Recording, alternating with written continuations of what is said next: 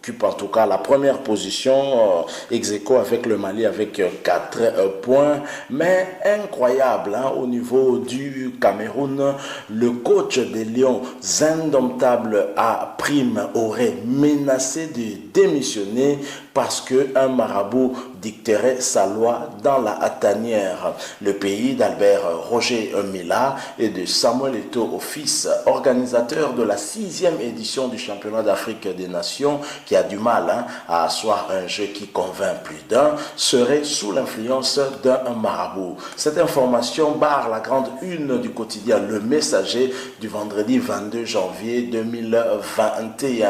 À en croire le journal du feu Pius Djawé, l'équipe du Cameroun a pris manque de fond de jeu et le sélectionneur cède à l'influence d'un marabout qui aurait imposé la titularisation d'un joueur blessé lors du match contre le Mali. Une information confirmée par ailleurs par Philippe Bonnet, et sur ABK Radio, le journaliste sportif a déclaré « Rien ne va dans la tanière des Lions à Prime ». 10 minutes avant le match contre le Mali, la liste des joueurs avait déjà été écalée et 5 minutes avant le début du match, cette liste a été changée. Ce qui s'est passé est qu'on a eu à emmener un marabout qui a eu à imposer l'entrée en jeu d'un joueur, le numéro 5. Une contrainte qui a presque emmené le coach à vouloir démissionner.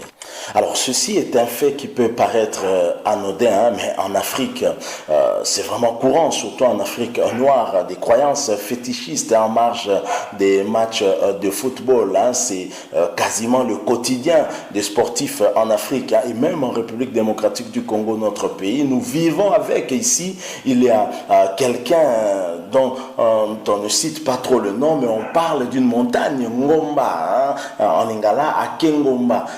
Il va à la montagne, c'est en fait aller vers un féticheur qui a le pouvoir, en tout cas, d'influencer le score d'un match de football. Et le championnat qui se joue ici en République démocratique du Congo vit en tout cas sous l'influence des féticheurs, et les joueurs y croient. Ils sortent comme des, on va dire des psychologues, des préparateurs psychologiques qui en fait peuvent donner injonction à un entraîneur d'aligner tel ou tel autre joueur, parce que c'est ce joueur-là qui doit apporter le résultat en inscrivant notamment un but au cours d'un match. Et généralement, en Afrique ici, les joueurs comme le staff technique obéissent au doigt et à l'œil à ce féticheur qui semble en tout cas dominer sur toute l'équipe et même les dirigeants des clubs. Donc ce n'est pas un fait de hasard en Afrique noire. On sait que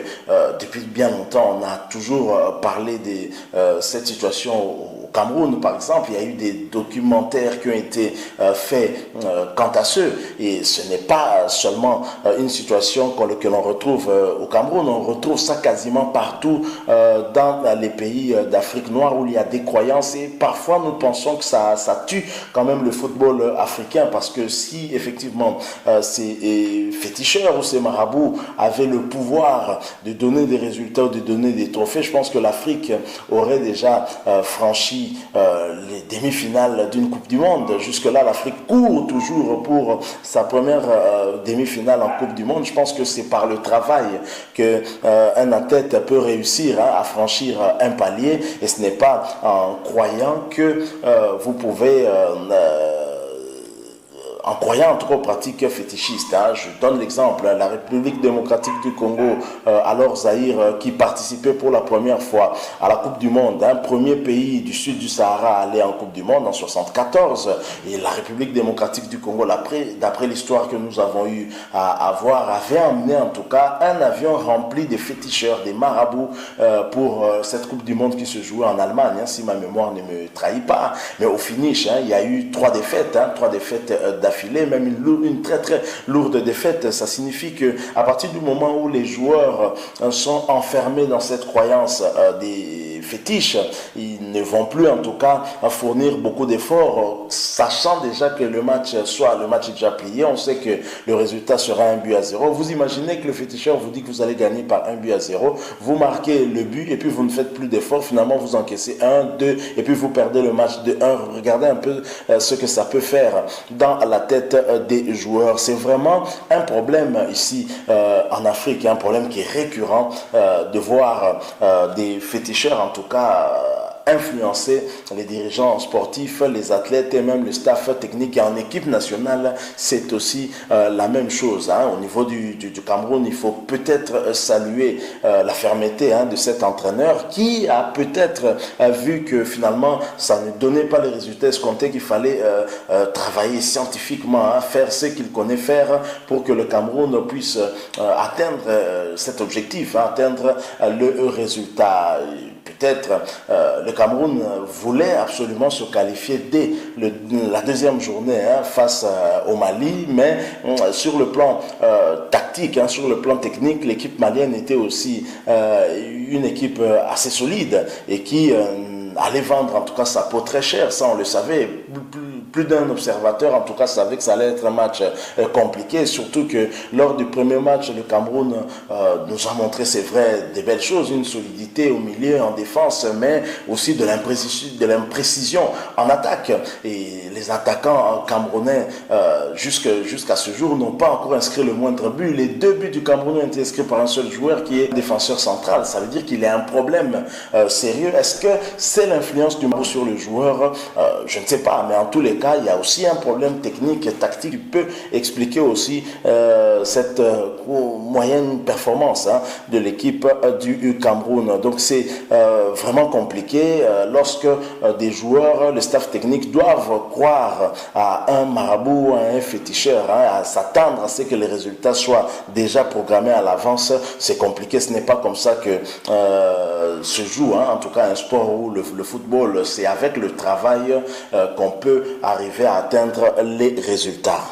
Et d'ailleurs, Samuel Eto'o, fils justement, qui avait rencontré ces Lions indomptables avant le début de ce championnat d'Afrique des Nations, leur avait donné en tout cas le secret de sa réussite. Samuel Eto'o a dit qu'il était le meilleur. Il était le meilleur, pourquoi? Parce qu'il croyait qu'il était le meilleur. Il travaillait pour en fait être le meilleur dont il croyait être. Et je pense que le secret, c'est à ce niveau-là. Il faut travailler et travailler très très dur pour atteindre un certain niveau et être meilleur. On a beau avoir du talent, mais quand on ne travaille pas, finalement, le talent va s'estomper et finalement, on ne sera plus rien, on ne pourra plus rien faire. On a vu des joueurs talentueux et qui ont bousillé leur carrière parce que justement ils n'étaient pas régulés aux entraînements, ne travaillaient pas dur pour maintenir leur forme et ça pose un problème. Donc les fétiches, les marabouts ne peuvent pas en tout cas apporter un résultat si